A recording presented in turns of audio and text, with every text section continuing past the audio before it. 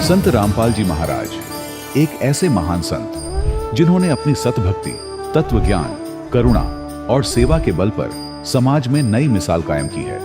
संत रामपाल जी महाराज की अगुवाई में उनके सभी सतलोक आश्रमों से समाज कल्याण के अद्भुत कार्यों ने समाज को सुनहरे भविष्य की एक नई उम्मीद दिखाई है। संत रामपाल जी महाराज से नाम दीक्षा लेने के बाद लाखों लोगों की लाइलाज बीमारियां जैसे कैंसर, एड्स आदि ठीक हुई। संत जी के ज्ञान से प्रेरित होकर उनके अनुयायियों ने लाखों यूनिट रक्तदान किया। संत जी ने लाखों बहन बेटियों का दहेज मुक्त विवाह करवाया।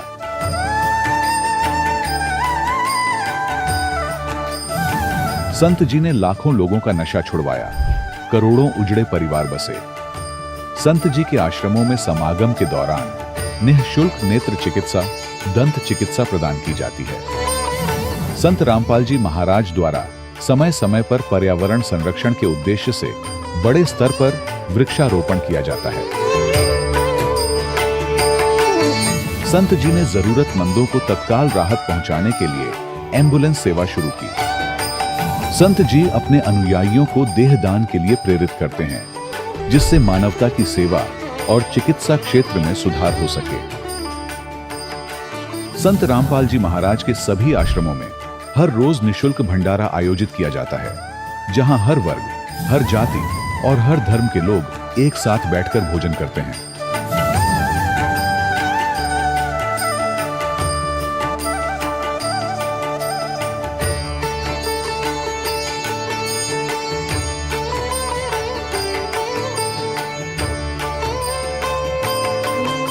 संत रामपाल जी महाराज की अन्नपूर्णा मुहिम ने गरीब और बेसहारा लोगों के जीवन में एक नई ऊर्जा और उम्मीद को जन्म दिया है। घर घर खाद्य सामग्री और जरूरी मदद पहुंचाकर संत रामपाल जी महाराज ने लोगों को दुख और मजबूरी से लड़ने की ताकत प्रदान की है।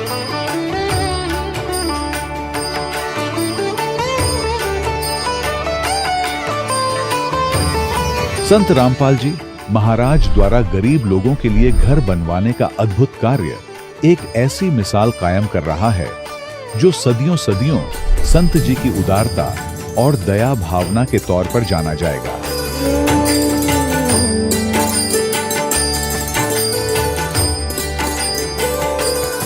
संत रामपाल जी महाराज के आश्रम में हजारों बुजुर्गों को सम्मान और प्यार के साथ जीवन जीने का अवसर मिलता है। उनके खाने, रहने और स्वास्थ्य की पूरी जिम्मेदारी संत रामपाल जी महाराज उठाते हैं। अनाथ बच्चों के लिए संत रामपाल जी महाराज के सभी आश्रम किसी वरदान से कम नहीं। यहाँ उन्हें शिक्षा, संस्कार और भविष्य के लिए बेहतर अवसर प्रदान किए जाते हैं। चाहे बाढ़ हो, भूकंप या महामारी, संत रामपाल जी महाराज और उनके अनुयायी हमेशा ही जरूरतमंदों के लिए सबसे आगे खड़े रहते हैं। कोविड महामारी के दौरान संत रामपाल जी महाराज के आश्रमों से करोड़ों लोगों के लिए भोजन, दवाइयां और जीवन रक्षक सामग्रियां उपलब्ध कराई गई। चाहे गरीब की मदद हो या किसी शोषित और पीड़ित वर्ग के हक और सम्मान की लड़ाई, संत रामपाल जी महाराज ने हमेशा ही उनकी दबी आवाज को सरकारों तक पहुंचाया है और उन्हें उचित न्याय दिलवाने में अहम भूमिका अदा की है। समाज में आध्यात्मिक और सामाजिक मूल्यों के प्रति जागरूकता लाने में संत रामपाल जी महाराज हर कदम पर मानवता के सच्चे सेवक साबित हुए हैं। संत रामपाल जी महाराज का जीवन हमें सिखाता है कि सच्ची सेवा वही है जो निस्वार्थ भाव से की जाए। आइए हम भी इस महान सेवा के कार्य में इस महान संत से जुड़ें और संत रामपाल जी महाराज से नाम दीक्षा लेकर अपने जीवन को धन्य बनाएं।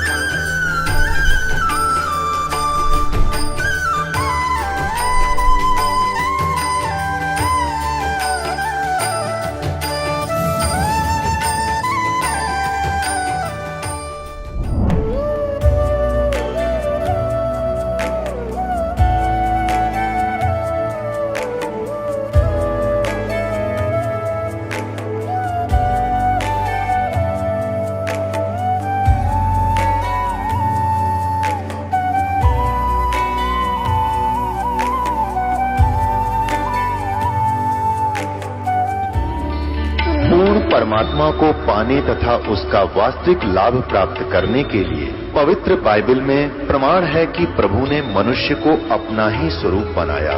6 दिन में सृष्टि रचकर 7वें दिन विश्राम किया। कुरान शरीफ में प्रमाण है कि हजरत मोहम्मद को खुदा स्वयं कह रहे हैं कि मैंने तुम्हें उस परमात्मा की महिमा बताने के लिए भेजा है। वो परमात्मा कबीर है जिसने 6 दिन में सृष्टि रची तथा 7वें दिन तख्त पर जा विराजा। उसकी खबर किसी बाखबर से पूछकर तो देखो।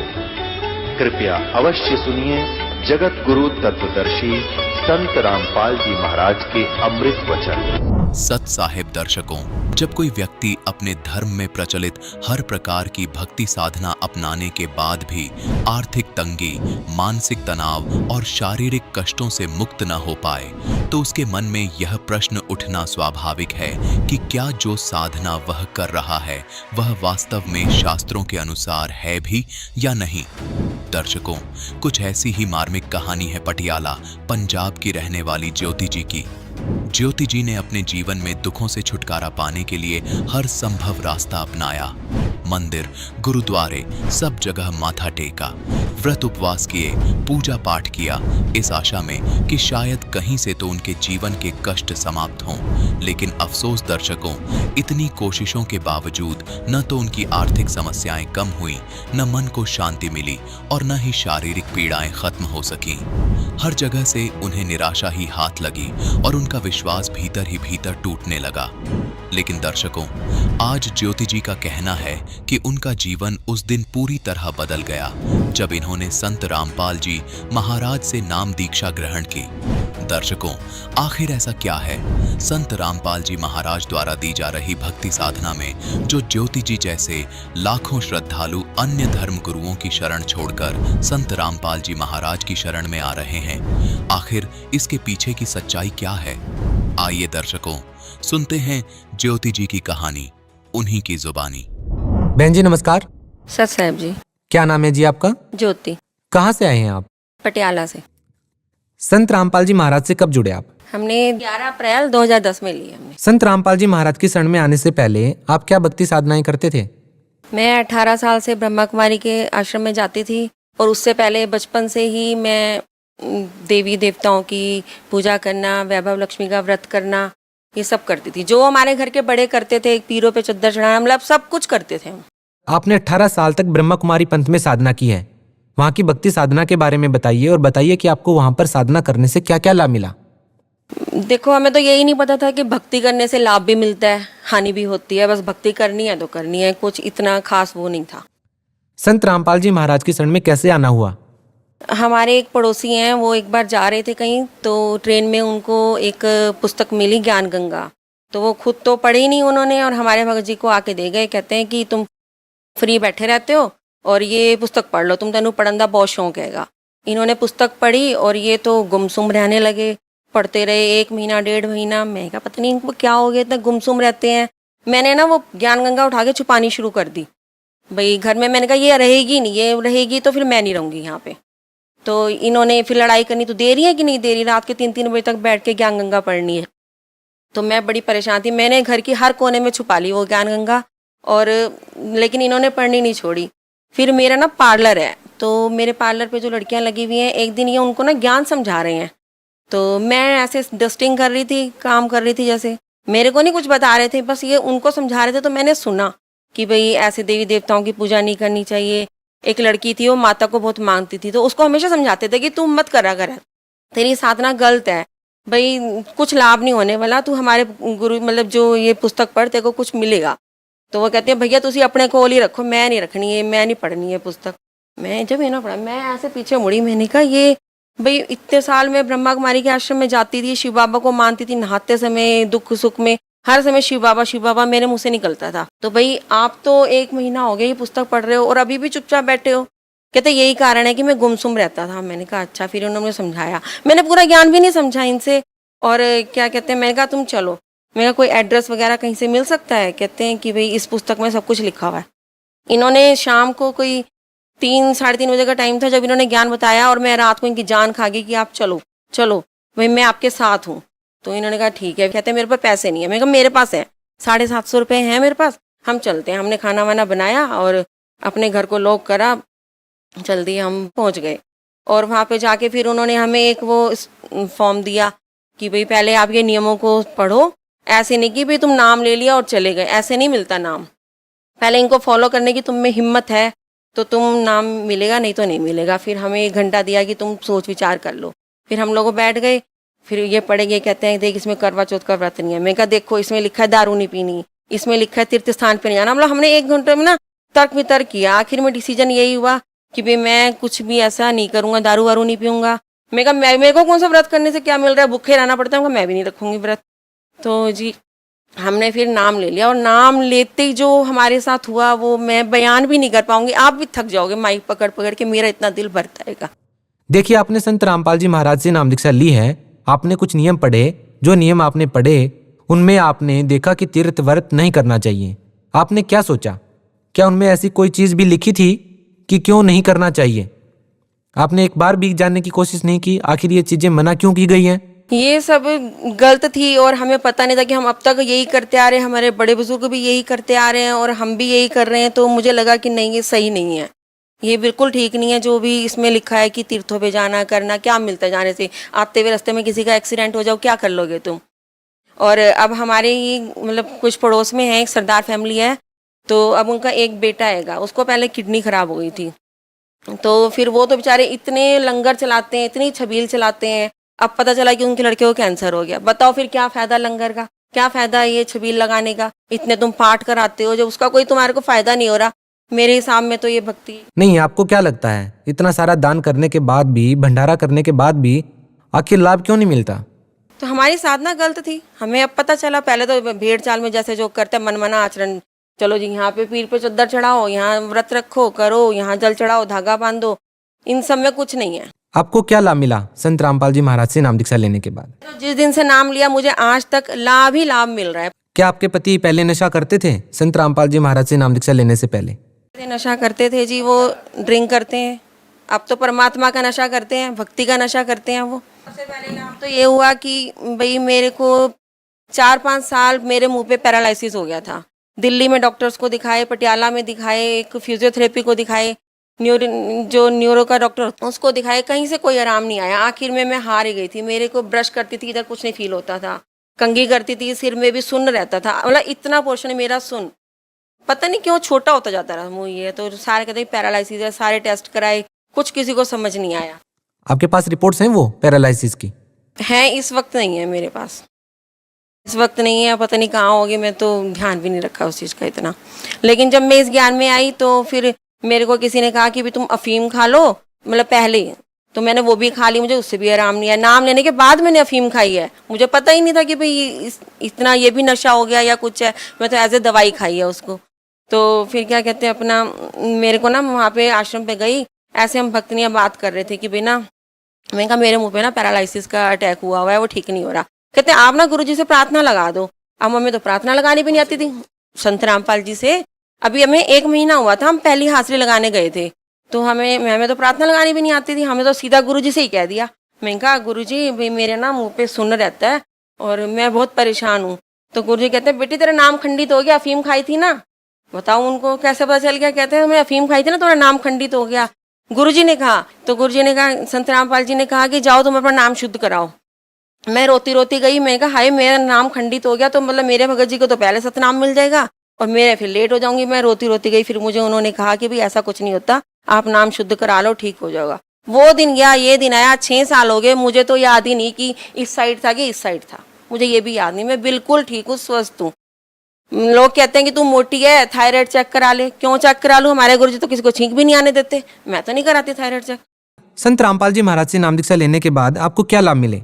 सर लाभ तो इतने हैं कि आप थक जाओगे, लेकिन मैं इन शॉर्ट थोड़े थोड़े बताती हूँ कि सबसे पहला लाभ तो ये है कि पिछले 20 साल से हमारे घर में जन्माष्टमी के दिन सांप ने आना ही आना था। तो फिर जब से हमारे गुरुजी से नाम लिया हमने, जन्माष्टमी वाले दिन ही सांप आया होगा, हमें नहीं मिला कहीं भी। थोड़े दिन हो गए, दुकान में कहते हैं कि ज्योति बहुत बदबू आ रही है, समझना। इधर उधर देखा कोई चूहा मरा हुआ, नहीं समझ आया। देखा तो इतनी लंबी पूंछ दिखी हमें, बिल्कुल गुरुजी के मंदिर के नीचे। जब देखा तो इतना लंबा सांप, और उस सांप में मोरियां हुई हुई हैं, सुंडियां चल रही हैं उसमें। तो हमने कहा ये कितना बड़ा चमत्कार है। सबसे बड़ा चमत्कार तो ये वो दिन गया ये दिन आया, परमात्मा की कृपा से हमारे घर सांप नहीं आया। और हमारे बैंक बैलेंस में कभी आज तक 50,000 भी नहीं हुए, और हमारे को परमात्मा ने 6 महीने के अंदर सत्यनाम के बाद हमें गाड़ी दे दी। और सबसे बड़ा लाभ है कि अभी ताजा है कि हमने ना मकान की रजिस्ट्री करानी थी, तो रजिस्ट्री का खर्चा आया 80,000 रुपये। तो मेरे भगत जी परेशान, कहते कोई लॉटरी डाल लेंगे फिर करा लेंगे ये। मैंने कहा तुम गुरुजी पे छोड़ दो, तुम क्यों टेंशन ले रहे हो। आप यकीन नहीं करोगे कि 4 दिन बाद हमें मैसेज मिला कि भाई हमारी रजिस्ट्रियाँ सबकी खुली पड़ी हैं और बहुत कम पैसे लग रहे हैं। हमारे मकान की रजिस्ट्री पिछले महीने 6,000 में हो गई है। कितना बड़ा चमत्कार है। जितने पैसे मुझे चाहिए होते परमात्मा मुझे शाम तक दे ही देते, जहाँ से हम मर्जी दें वो। जैसा कि आपने बताया कि पहले आप ब्रह्मा कुमारी पंथ से जुड़े हुए थे और कहा जाता है कि गुरु नहीं बदलना चाहिए, लेकिन अब आपने संत रामपाल जी महाराज को अपना गुरु बना लिया है, तो आपसे सवाल ये है कि पहले आप ब्रह्मा कुमारी पंथ में थे और अब आपने गुरु बदला है और संत रामपाल जी महाराज को गुरु बनाया है, क्या आपने कोई पाप किया गुरु बदल करके? नहीं, तब मेरे को थोड़ा सा डर लगा था। मैंने अपने घर से मंदिर भी नहीं उठाया था। मैं कहा नहीं कहीं कुछ हो ना जाए। पहले तो हमारे को हंसी भी नहीं आती थी। हम लोग सोचते हैं ये हंस कैसे रहे, हमें तो हंसी भी नहीं आती, इनको क्यों हंसी आती है। जैसे ही संत रामपाल जी ने हमारे सिर पे हाथ रखा तो हमें लगा कि हमारे सिर पे कोई बड़ा है, हमारा भी कोई है इस दुनिया में। तो मुझे नहीं लगा कि भाई मैंने गलत किया कुछ।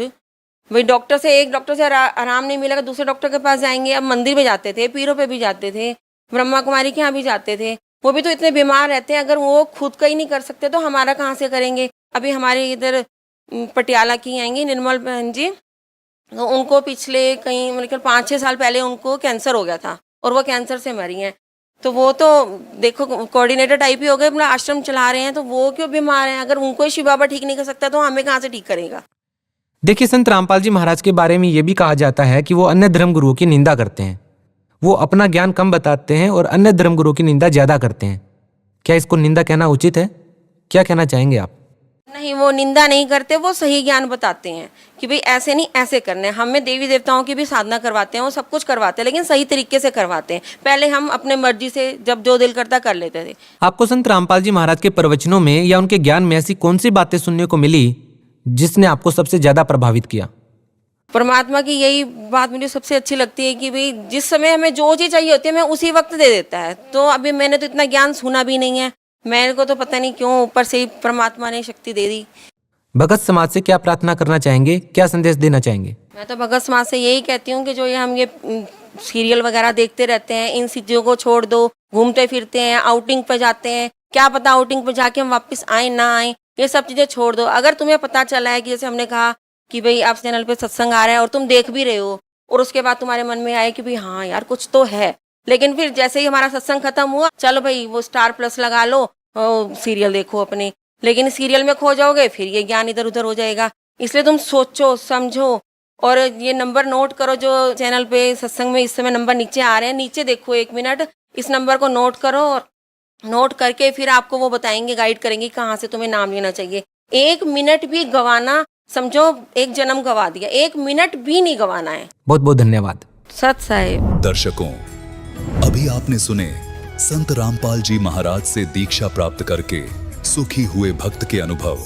अब देखिए जगत गुरु तत्वदर्शी संत रामपाल जी महाराज के मंगल प्रवचन। पवित्र श्रीमद् भगवत गीता एक कंक्लूजन है, चारों वेदों का निष्कर्ष है। और इसके साथ साथ जैसे ये अन्य 4 बुक और हैं, ये उनके बाद की पुस्तक है। अब जो वेदों में ज्ञान दिया वो सर्व मानव के लिए है, और जो श्रीमद् भगवत गीता में ज्ञान दिया वो भी पूरे मानव मात्र के लिए ही। ये पुराना ज्ञान है। उसके बाद जो ये अन्य पुस्तक जैसे पुराण हैं, ये ऋषियों की अपने अनुभव हैं। ये यदि वेदों गीता से मेल नहीं खाते तो वो ज्ञान उनके अपने घर का है, गॉड गिवन नहीं है। और जैसे कुरान है, कुरान के अंदर कोई मंत्र जाप करने का नहीं है, और कुरान शरीफ के अंदर मांस खाने का यदि आदेश है तो कंप्लीट गॉड का नहीं है, क्योंकि उसी ज्ञानदाता ने, जो कुरान शरीफ का ज्ञानदाता है, उसने सबसे पहले तौरात पुस्तक दी, और तौरात के अंदर उसने लिख दिया कि सृष्टि रची उस अल्लाहू अकबर ने, उस समर्थ परमात्मा ने, वो क्रिएटर है जिसने 6 दिन में सृष्टि रची, 7वें दिन तख्त पर जा बैठे, वो इस वर्ल्ड का क्रिएटर है। और उसने मांस खाने का आदेश नहीं दे रखा किसी को भी, पशु पक्षी, इवन लायन और किसी प्रकार के भी जो टाइगर हैं, इन किसी को भी मांस खाने का आदेश नहीं है, और कोई मांस खाते भी नहीं थे। फिर इसने आगे चल के जो जबूर दी पुस्तक, उसी ने उतारी दाऊद जी के ऊपर, और ईसा जी को इंजिल बुक दी, उसमें वो बार बार वर्णन करने की आवश्यकता नहीं समझी उसने। और उसने उस क्षेत्र में जहां ये लोग बसे हुए थे, क्योंकि ये काल है, इसने तो आपको यहां चाहे आप किसी तरह जीवित रखो, इसने खाने के लिए आपको पालना है। तो इसने आदेश दे दिया उसमें कि मांस खाओ, ऐसे पशुओं का खाओ, ऐसे का ना खाओ, सूअर मत खाओ, गाय खाओ, बकरे खाओ, फलाना खाओ। तो ये इस इनकम्प्लीट गॉड यानी इस डम्मी गॉड का आदेश है, जो कुरान शरीफ का ज्ञान दाता है। यही पवित्र कुरान शरीफ का ज्ञान दाता है, यही पवित्र इस श्रीमद् भगवत गीता का ज्ञान दाता है। अब उसने वहां उस समय प्रफुल्लित था भारत पूरा रूप से, पृथ्वी पर कोई ऐसी दिक्कत नहीं थी जिस क्षेत्र में गीता ज्ञान दिया गया। तो इसमें मांस खाने का बिल्कुल प्रावधान नहीं, और वहां इसने मांस खाने का प्रावधान कर दिया। और अन्य जो पुराण में मांस खाने का प्रावधान है तो किसी ऋषि का है, वो कंप्लीट गॉड का नहीं है। तो कंप्लीट गॉड ने जो ज्ञान दिया वो स्वयं आकर ही दिया। फिर जब देखा कि ने सबल जेड़े कर दिए, तो वो परमात्मा कबीर है, अल्लाहू अकबर है, अल्लाह कबीर है, बड़ा भगवान कह लो, ये मुसलमान भाई उसको बड़ा भगवान कहते। उसने भी वही ज्ञान दिया है जो वेदों और गीता में ज्ञान है। वेदों और गीता के ज्ञान से आगे परमात्मा का और अन्य भिन्न ज्ञान है जो वेदों और गीता में नहीं है। जैसे यजुर्वेद अध्याय नंबर 40 के मंत्र नंबर 15 में ओम नाम है। ओम कर्तु समर किलबे समर कर्तुम समर वायु अनिलम अथिदम भस्मांतम शरीरम। जब आपका शरीर शांत होएगा, भस्म होगा, समाप्त होगा, खत्म होगा, तब तक इस ओम नाम का जाप करते रहो। इससे जो मिलने वाला अमृतव है, परम गति है, आपकी हो जाएगी। अब फिर यजुर्वेद अध्याय नंबर 40 के मंत्र नंबर 17 में स्पष्ट किया है, वेद ज्ञानदाता कहता है वो परमात्मा तो प्रोक्ष है, वो पूर्ण परमात्मा तो, और मैं ब्रह्म हूं, अहम हम ब्रह्म, मैं उस दिव्य आकाश रूपी ब्रह्म लोक में रहता हूं, मैं ब्रह्म हूं, मेरा ओम नाम है। और उसके उस सच्चिदानंद घन ब्रह्म अर्थात पूर्ण परमात्मा के लिए यजुर्वेद अध्याय नंबर 40 के मंत्र नंबर 10 में इसने ऑप्शन छोड़ दिया है, जैसे गीता अध्याय नंबर 4 के श्लोक नंबर 34 में कहा कि उस परमात्मा के विषय में कोई संभवात यानी जन्म लेकर अवतार धारण करने वाला श्री राम और कृष्ण के रूप में मानता है, कोई असंभवात उसको अजन्मा कहता है। इसकी यथार्थ जानकारी तत्वदर्शी धीरा नाम बताएंगे, तत्वदर्शी संत बताएंगे, उनसे पूछो। इनकी बुद्धि ने काम नहीं कराया ऋषियों की ने कि तुम जहां डड़े ढो रहे हो उसमें यह भी तो लिखा, कोई तत्वदर्शी संत से पूछो, तो वो ज्ञान इन वेदों में है ही नहीं। और परमात्मा ने बताना चाहा, मनु जी से मिले, मनु जी ने उनका वामदेव नाम रख लिया। वामदेव माने उल्टा ज्ञान प्रसार करने वाला, पता क्या कर ले इस काल के एजेंटों का। ये ईब दया हुई परमात्मा की, बच्चों आपके ऊपर सत्कर मान लियो, आपको स्वयं शिक्षित करना पड़ा। अगर आप पहले शिक्षित हो जाते तो पहले बेईमान हो जाते। शिक्षा हमें बेईमान बनाती है, घना चतुर बनाती है, और समाज में रहने के लिए घनी चतुरता नहीं, अपनी नेक नीति और सभ्यता की ज्यादा आवश्यकता होती है। और इसने दोनों खत्म कर दी हमारी। छोटे छोटे बच्चे देखे कैसे वस्त्र पहन के चलेंगे और कैसे मांग मूंग पाड़ कर नू करते चले, ये कोई एक सभ्य समाज के रहने का और बसने का ढंग है। तो इसने बिगाड़ दिया अपने को। लेकिन परमात्मा को पता था इसने तो मैं संभाल लूंगा इस ज्ञान से, जो थोड़े बहुत ये बिगड़ेंगे तो इस ज्ञान से अपने आप सीधे हो जाएंगे। गलत ज्ञान से बच्चा बिगड़ जाता है, सही ज्ञान से सुधर जाता है। कब सपने में भी नहीं याद आऊंगी बकवाद इसके कभी, जब ये ज्ञान से रंगा जाएगा।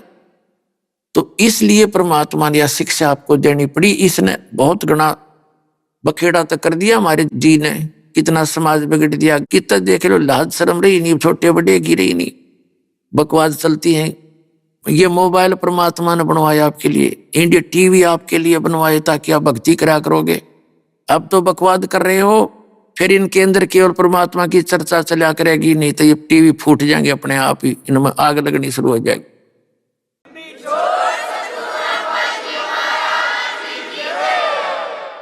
ये तो दिया इसलिए अनमोल रत्न आपको, ना आदमी बना के दिखावे कंप्यूटर ये इंटरनेट, ये तो गॉड गिवन माइंड है।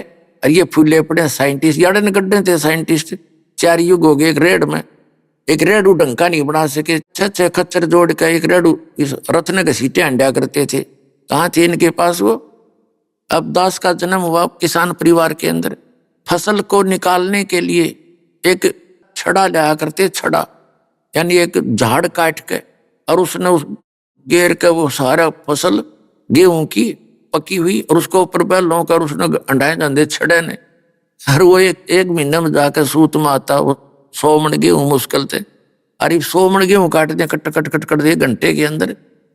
तो ये गॉड गिवन आपके लिए दिया कि समय को आप भक्ति में लाइयो, जब ताशा खेलन पे लागे, राजनीति की बतलाओ है, टीवी पाँख पड़े बैठे रहे, फिल्म देख के सारा परिवार, फिर राम नाम की चर्चा सुना करोगे। आपने ये सुहावे नहीं, ये बकवाद जो आजकल आपको बहुत अच्छी लग रही है, ये तो बालकों का खेल है। तो ये परमात्मा ने दिया ये ज्ञान आपको, वही मनुष्य पहले थे वही मनुष्य आज है, इसलिए बनवाया कि आप मेरे को पहचान और पीछा छुड़वा लो। आपके साथ बहुत बुंडी बन रही है, बहुत बुरी बनी हुई है, या कोई जीवन है? सारा दिन एक पेट के लिए धक्के खांदा हंडा, 100 झूठ बोला है, फिर रिश्वत ले हुए, कर्म फोड़ा अपने, आगे गधा बन के फिर लटकांता को मार के। तो यह दुर्गति आपने दूर दिखाई देगी सामने, जब आपकी मोतिया में हट जाएगा या काल की भांग उतर जाएगी, और भांग उतरेगी सत्संग से। आज तक सत्संग नहीं मिला आपको, सत्कर मान लियो पुणात्मा हो, आपको सत्संग नहीं मिला, ये बकवाद बताने वाले मिले हैं जिनको खुद ज्ञान नहीं, और आंशिक ज्ञान कहीं थोड़ा सा सुना दिया, बोली आत्मा है परमात्मा की तरफ में भटक ही रहे हैं, तो वो उनके पीछे बोलिए। तो अब इस ज्ञान से, इस उपकरणों से जो परमात्मा ने आपको दिए, आपका मोबाइल आपकी जेब में होगा, ब्लूटूथ चल पड़ा, कान का टांग लिया अपना, और जेब में फोन है, कान में मंत्र चल रहे हैं, साथ में बैठे नहीं पता यू क्या कर रहा है, ना डिस्टर्बेंस हो, दूसरे ने कोई कहा भाई बंद कर ले भाई बंद कर लिया, मंत्र चल रहे। अब चाहे सफर में चालो, चाहे किधर खेत में जाओ, मजदूरी करो, दुकान पे बैठो, या कहीं भी अपना काम कर रहे हो, भक्ति करा करेंगे, कभी शब्द सुन रहे हैं, कभी परमात्मा की वाणी सुन रहे हैं, कभी सत्संग सुन रहे हैं, कभी सुबह दोपहर शाम की 3 समय की अपनी स्तुति कर रहे हैं, फिर मंत्र याद आ गया भाई प्रथम मंत्र कर ले, भाई दूसरा भी कर ले। इतना बिजी शेड्यूल हो जाएगा, अपने बकवाद करने की फुर्सत नहीं मिलेगी, और बेड़ा पार हो जाएगा, सतलोक चले जाएंगे।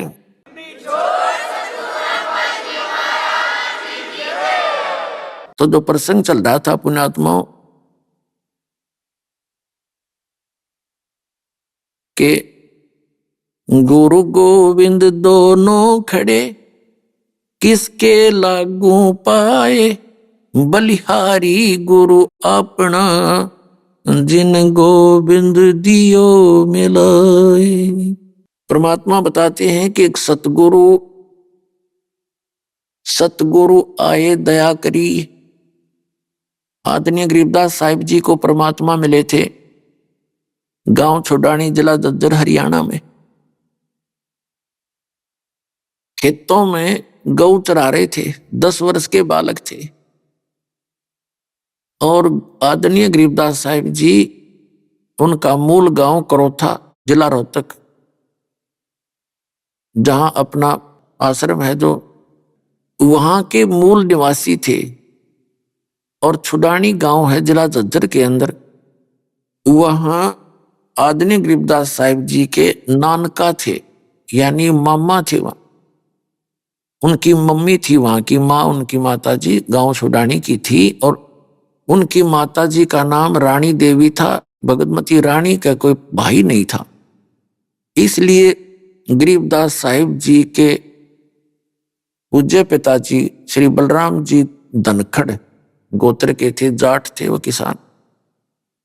छुड़ानी के अंदर वो घर जमाई रूप में रहा करते थे। तो वहां 12 वर्ष हो गए थे रहतों को, 12 वर्ष वहां रहते को हो गए थे। पहले लाज शर्म घनी हुआ करती थी, तो 12 वर्ष में जा करके संतान प्राप्ति हुई आदरणीय गरीबदास साहिब जी। और गरीबदास जी के नाना जी के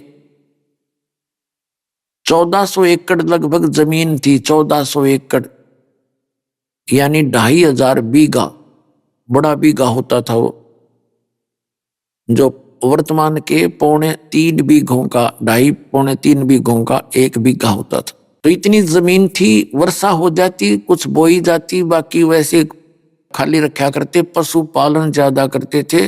तो गरीबदास जी भी, क्योंकि पहले तो सब कोई स्कूल सकाल में जाते नहीं थे, विद्यालय में छोटे बच्चे ही अपने खेतों में काम लग जाते थे, मजदूर का मजदूरी करता, दुकानदार का दुकान पर बैठने लग जाता, किसान का अपने पशुओं के साथ खेतों में ले जाया करते। तो वो परमात्मा कहते हैं गोता मारूं स्वर्ग में, वो अल्लाह अकबर, वो पूर्ण परमात्मा, कंप्लीट गॉड, परम अक्षर ब्रह्म, गोता मारूं स्वर्ग में जा बैठूं पाताल। और गरीबदास जी को जो परमात्मा का ज्ञान हुआ, कहते हैं गरीबदास ढूंढता फिर वो अपने हीरे मोती लाल। आप वो हीरे मोती लाल हो, परमात्मा कैसे खोज कर लाए आपको?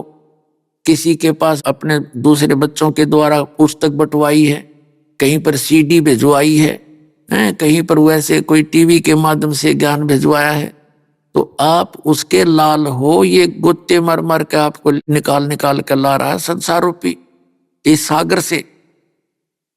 तो वो परमात्मा अपने उसी उद्देश्य से गोता मारूं स्वर्ग में अर्जा पैठू पाताल।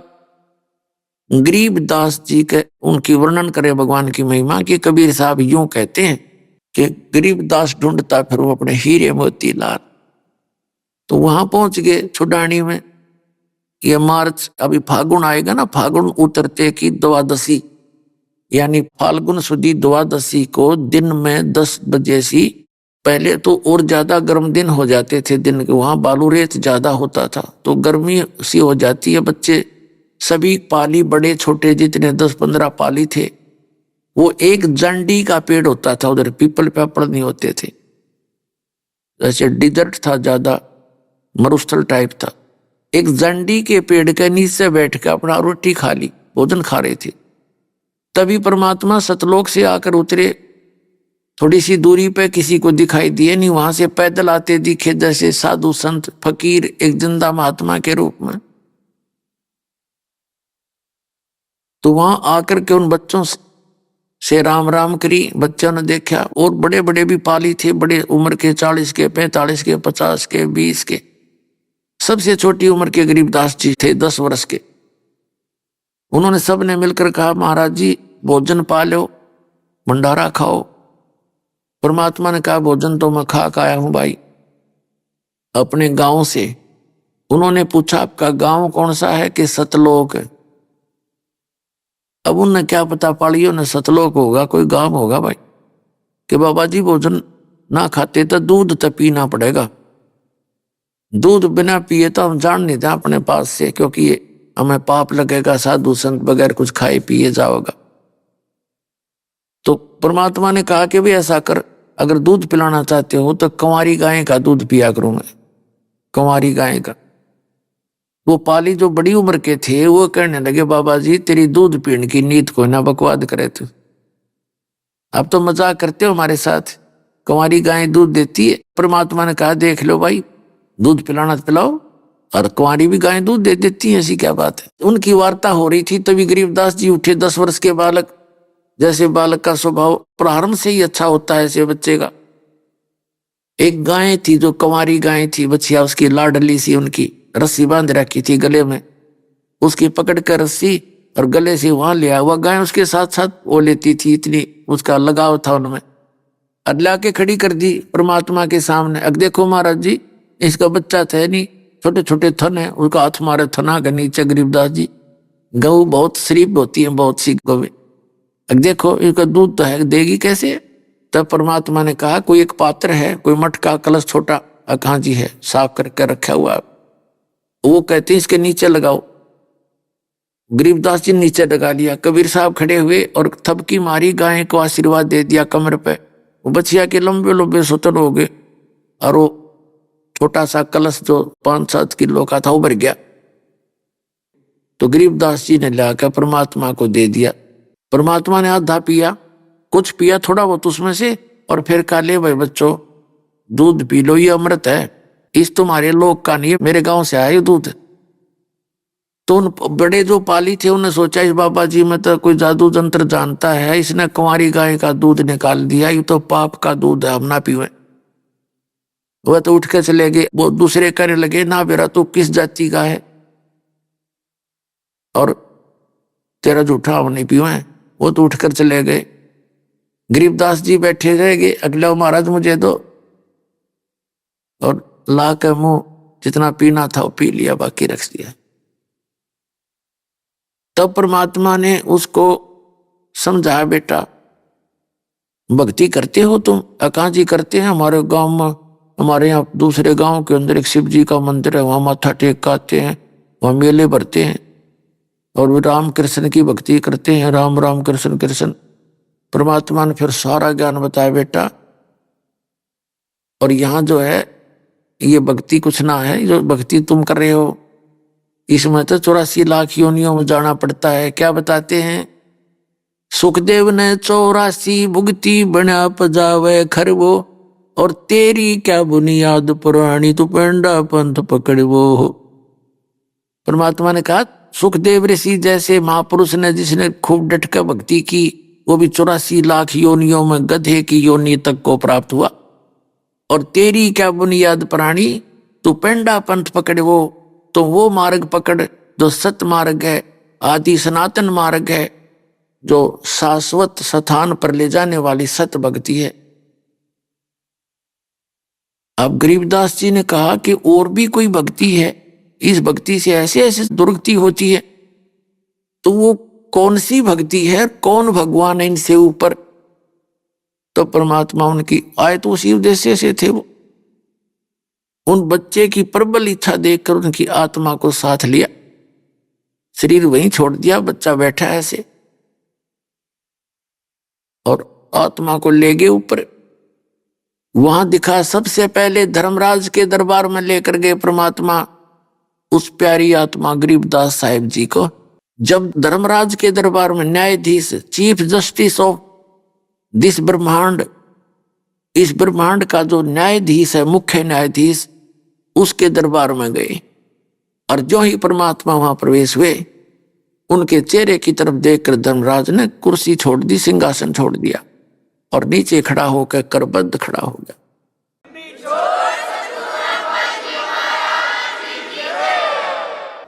पुण्यात्मा, ये धर्मराज ना ब्रह्मा जी के लिए आसन छोड़ा है, ना विष्णु जी के, ना शिव जी के, क्योंकि इनका भी ये अकाउंट रखता है। इनसे उस प्रोसेस के अंदर वो इनसे सुपीरियर है। जैसे भारत का सुप्रीम कोर्ट का चीफ जस्टिस, चाहे प्रधानमंत्री भी वहां जाओ वो कुर्सी नहीं छोड़ेगा, राष्ट्रपति जाएगा तो अपने चेयर छोड़ के खड़ा हो जाएगा, क्योंकि वो सुप्रीम पावर है। तो इसी प्रकार वो परमात्मा पूर्ण ब्रह्म जब वहां पहुंचे, क्योंकि उनको तो आभास हो जाता है, सामने परमात्मा वही रोल कर देते, उसकी आंखों के सामने उसका रूप दिखा दिया, एकदम खड़े हो गए। गरीबदास जी को तो दिखाई दे रहे हैं कबीर साहब एक साधु, और धर्मराज को दिखे वो पूर्ण परमात्मा समर्थ शक्ति, उसके सामने वो ठहर नहीं सका सिंहासन पर, तुरंत खड़ा हो गया नीचे। जब ऊपर सारे ब्रह्मांड दिखा करके परमात्मा सतलोक में लेकर गए गरीबदास जी को, वहां क्या देखा? नीचे से जो बाबा जी गए थे जिस रूप में, जिंदा वाले महात्मा में, वो उनके साथ के साथ में गरीबदास जी गए, और वहां जाकर के क्या देखा कि बहुत बड़े गुम्बज के अंदर एक बहुत सुंदर सिंहासन सफेद कलर का है, और उसके ऊपर परमात्मा विराजमान है, मनुष्य दृश्य है। और जैसा वो रूप यहां से गए थे उसी रूप में बैठे हैं। परमात्मा का जो फेस था वो जिंदा वाले रूप जैसा ही था, लेकिन जिंदा महात्मा का जो स्वरूप था वो सरल रूप था और उसका वो तेजो में स्वरूप था।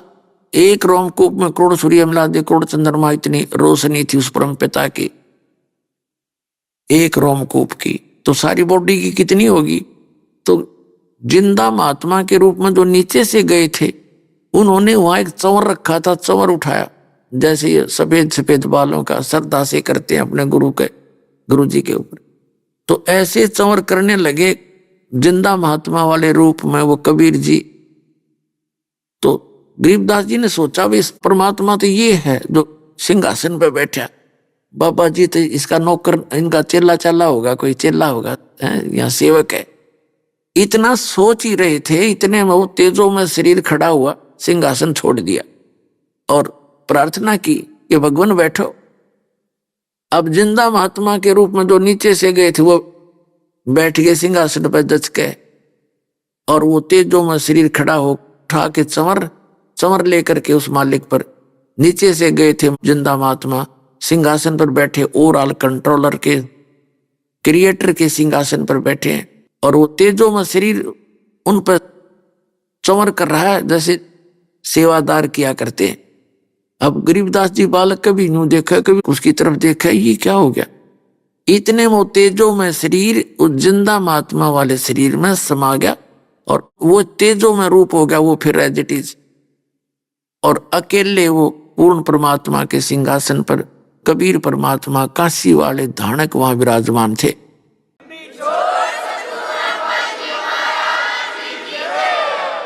और चंवर उनके सिर पर अपने आप ऑटोमेटिक घूम रहा है। तब परमात्मा ने कहा कि बेटा गरीबदास, वो गंदा लोक है, वो काल का लोक है, और उस लोक में आप देख रहे हो बेटा कोई जीव सुखी नहीं। और यहाँ देखो तेरे बहन भाइयों से मिल ले, घूम फिर के जा, यहाँ कोई बुढ़ापा नहीं, कोई रोग नहीं, किसी चीज का अभाव नहीं। ये सारे ठाठ हैं। जो तुम यहाँ बाजे गाजे डांस नूंस यहाँ करते हो ना, यहाँ ना करो। बच्चा स्कूल में बकवाद करता है वो फेल हो जाता है। आपने ये सुख वहां मिलेंगे सतलोक में, वहां तुम कितने फंड कर लियो, लेकिन वो शिष्टाचार से होंगे, वहां सारी चीज मर्यादा के अंदर होती है, सब सुख आपको वहां प्राप्त होंगे। बिना किए निष्कर्म में मोक्ष होगा आपका, बिना करे वहां आपको भोजन मिलेगा। सदाबहार वृक्ष हैं, बड़े बड़ाए भंडार भगवान के, पके पकाए पकवान रहते हैं, वो खराब नहीं होता मटेरियल वहां का कभी भी। तो गरीबदास जी ने वो देखा जगह जगह सारे सब तरह के, तो इन्होंने बोले, वो कहने लगे भगवान वहां तो मरना है, वहां तो मृत्यु होनी है मालिक।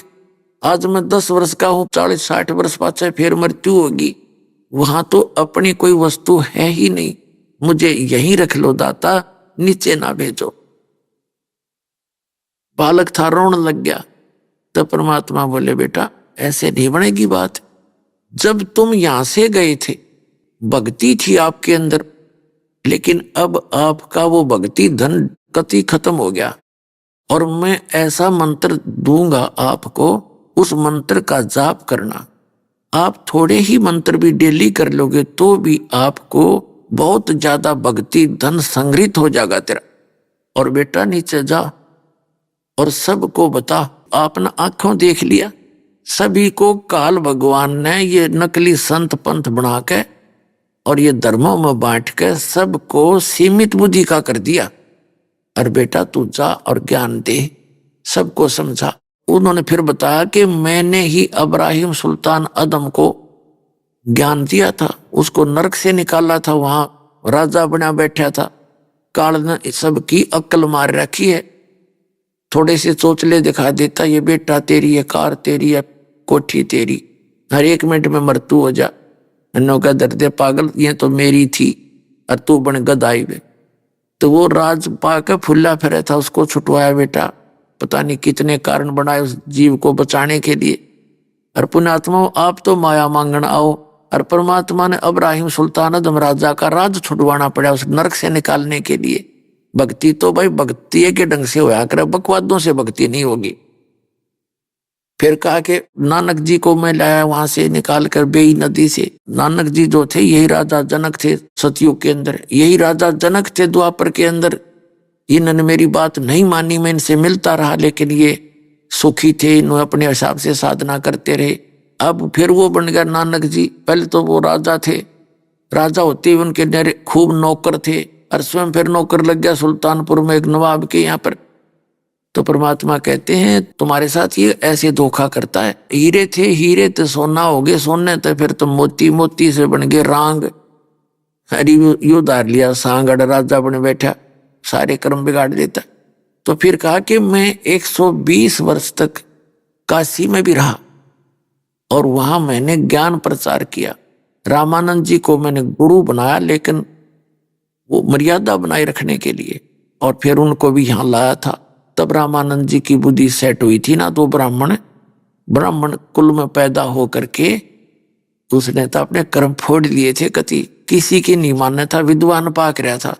जब मैं उसको यहाँ ले जाकर वापस छोड़ा तब उसकी बुद्धि सेंटर में आई थी, बेटा और अब तू जा और सबको बता, और यहाँ ऐसे नहीं रह सकते।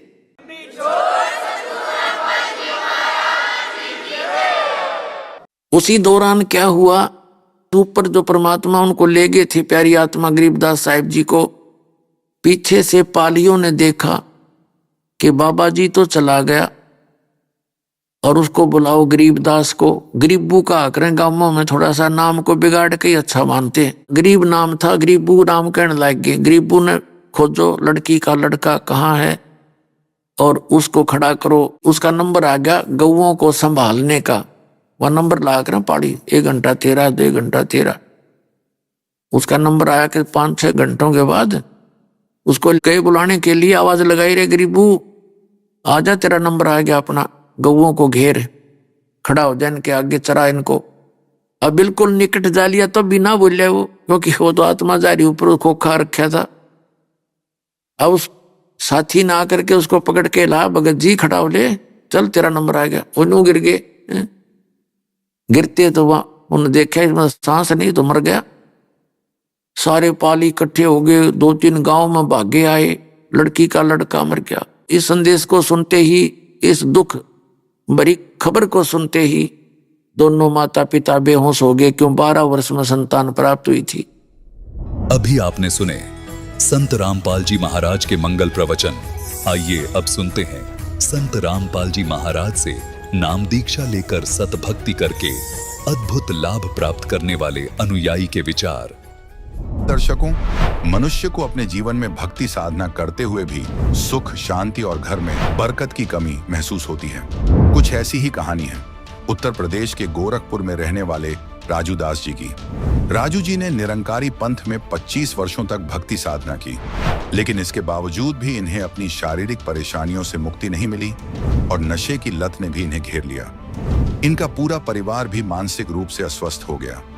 राजू जी का जीवन तब बदला जब इन्होंने संत रामपाल जी महाराज से नाम दीक्षा ली।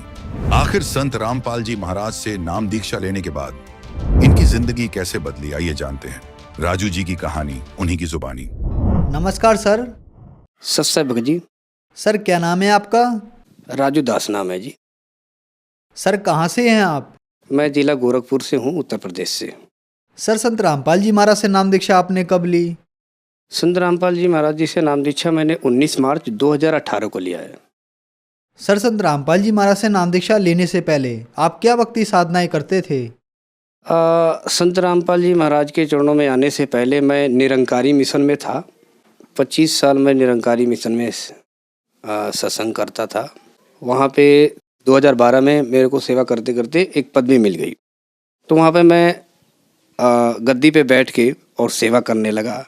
वक्ता सत्संग लोगों को बैठ करके सत्संग करवाता था, तो वहाँ पे भी सेवा काफ़ी करी हमने। 12 साल तक करीबन निरंकारी पंथ का प्रचार किया जी। वहाँ पे नाम 5 सुमिरन बताई जाती थी कि भाई कहते थे तन मन धन निरंकार का है, साधु भेष नहीं बदलना है, और एक तू ही निरंकार मैं त्रिशरणहार, यही मंत्र थे, वो इसी का सुमिरन करना था जी। सर आपने बताया कि आप 25 साल से निरंकारी पंथ में जुड़े हुए थे। लास्ट के 12 साल तक आपने निरंकारी पंथ का प्रचार किया। वहाँ पर आपको एक सेवा दे दी गई कि आप वहाँ सत्संग करने लगे। तो सर हम आपसे एक बात जानना चाहते हैं कि जब निरंकारी पंथ में 25 साल रहने के बाद और 12 साल तक निरंकारी पंथ का प्रचार करने के बाद तो फिर ऐसा क्या कारण बना कि आप निरंकारी पंथ को छोड़कर संत रामपाल जी महाराज की शरण में आए?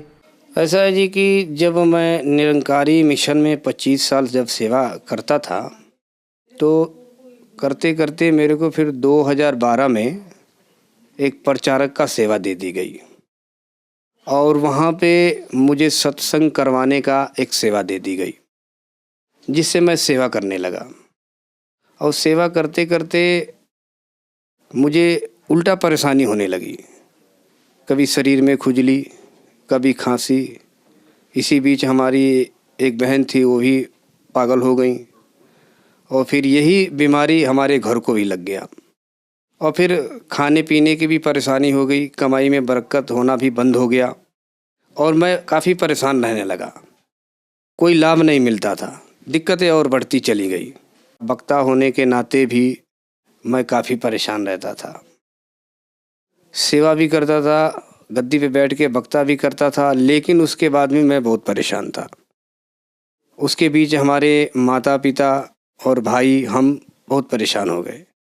खुजली, बीमारी, उल्टा रिएक्शन होने लगा, जैसे मानो पता नहीं क्या हो गया है। वो मेरे शरीर में करीबन 3 साल तक जो है एलर्जी रही और इसी बीच हमारी बहन जो है वो पागल हो गई और फिर खाने वाने पीने की भी परेशानी हो गई। और हमारा जो खेत में गेहूं अनाज बोते थे वो भी जो है हमने मजबूरी में हमें भी उसको गिरवी रखनी पड़ गई। तो यहाँ परेशानी हुई, लाभ तो कुछ मिला नहीं मुझे। सर आप 25 साल से निरंकारी पंथ से जुड़े हुए थे और 12 साल तक आपने निरंकारी पंथ का प्रचार किया।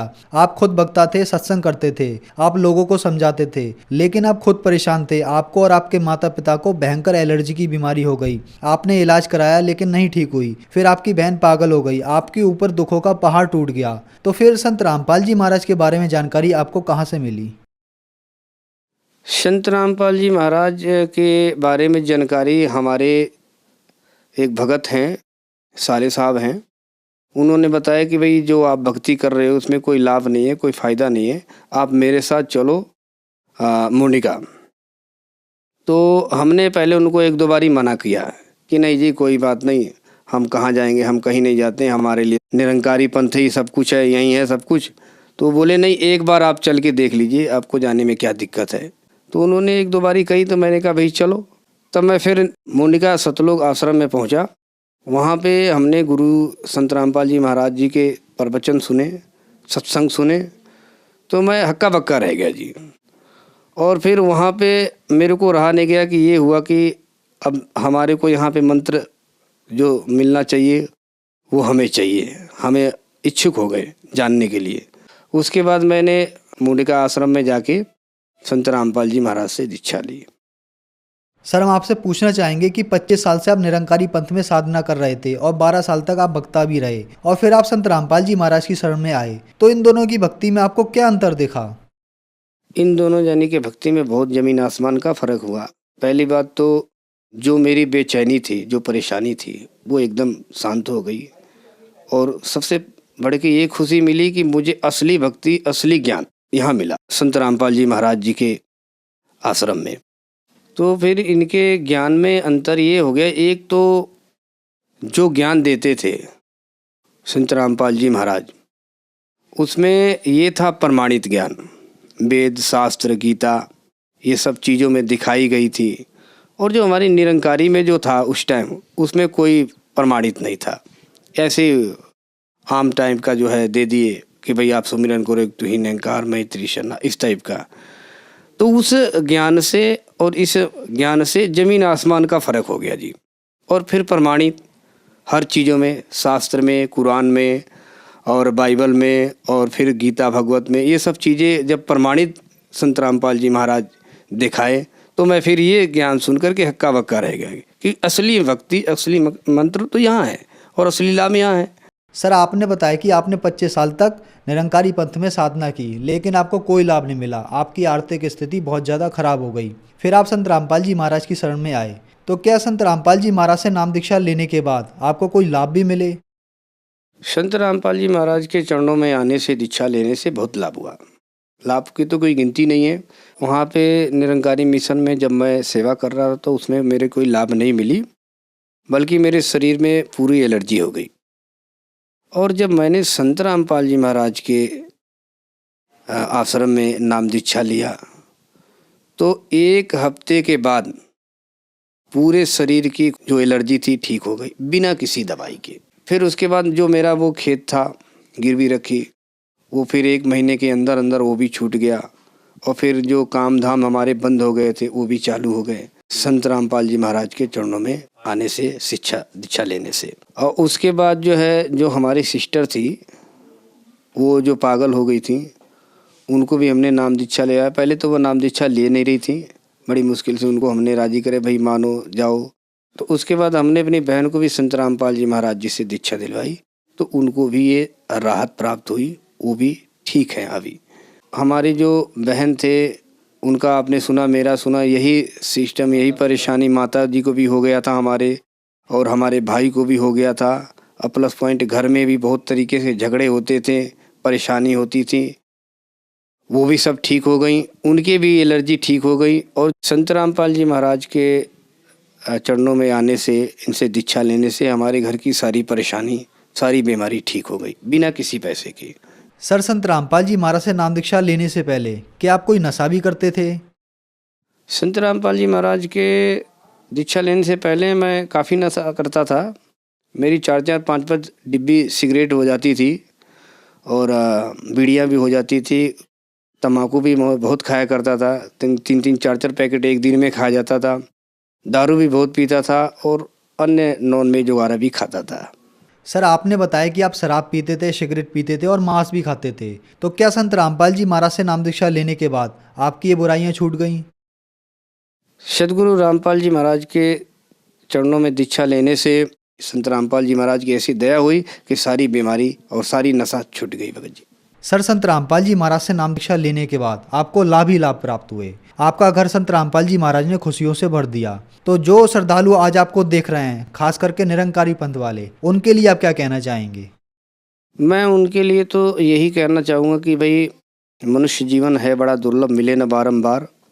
आप उस नकली पंथों से हट के संत रामपाल जी महाराज के चरणों में आइए, इनसे दीक्षा लीजिए। आपको यहाँ पे बहुत लाभ मिलेगा और आपके सुखों की खान लग जाएगी। वहाँ पे कोई फ़ायदा नहीं है। वहाँ जो निरंकारी मिशन में हम एक पदवी पे थे, और वहाँ पे पदवी पे होने के बाद भी, वक्ता होने के बाद भी मेरे को वहाँ पे निरंकारी मिशन में कोई भी लाभ नहीं हुआ, बल्कि सारी दुखे ही दुख मिले। खेत गिरी हो गई, बहन पागल हो गई, हमारे शरीर में एलर्जी हो गई। यही सिस्टम हमारे घर वालों को भी हो गया, माता को, पिता को, बहन को। जैसे हमने संत रामपाल जी महाराज जी से नाम दीक्षा लिया, वो हमारी सारी बीमारी, दुख, दलिद्र सारे दूर हो गए। मैं तो उन श्रद्धालुओं को यही कहना चाहूँगा, ये विनती करना चाहूँगा कि संत रामपाल जी महाराज जी के चरणों में आइए, इनसे नाम दीक्षा लीजिए, और आपको लाभिक सुख ही सुख मिलेगा, और लास्ट में आपको मोक्ष की भी प्राप्ति होगी। सर संत रामपाल जी महाराज की शरण में कैसे आ सकते हैं? संत रामपाल जी महाराज के शरण में आने के लिए चैनल जो अपना है, टीवी जो है, इसके नीचे टेलीफोन वगैरह, एड्रेस वगैरह पट्टी चलती है, उसमें आप फ़ोन करके आश्रम में पता कर सकते हैं, और उनसे सारे आप ज्ञान और पूछताछ कर सकते हैं। वहाँ से आप संत रामपाल जी महाराज से नाम दीक्षा ले सकते हैं। धन्यवाद सर। सब्सक्राइब।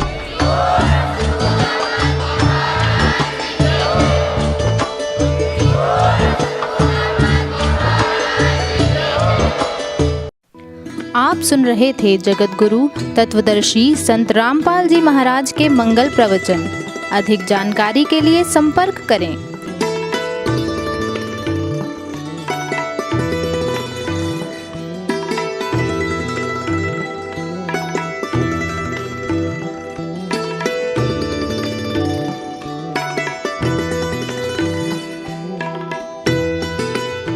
जगत गुरु तत्वदर्शी संत रामपाल जी महाराज जी के पावन सानिध्य में भक्ति की अलख जगाने तथा श्रद्धालुओं को सत्य भक्ति मार्ग का रास्ता दिखाने हेतु कनाडा के लोकप्रिय चैनल द TVNRI चैनल पर जगत गुरु तत्वदर्शी संत रामपाल जी महाराज जी के मंगल प्रवचनों का प्रसारण प्रतिदिन सुबह 7:30 बजे से 8:30 बजे तक तथा रात्रि 7:30 बजे से 8:30 बजे तक किया जा रहा है। इस सत्य भक्ति मार्ग को अपनाने के लिए अधिक से अधिक सत्संग प्रसारण देखें। इस सत्संग प्रवचन का सीधा प्रसारण संत रामपाल जी महाराज लाइव सत्संग YouTube चैनल और जगत गुरु संत रामपाल जी महाराज Facebook पेज पर भी देख सकते हैं।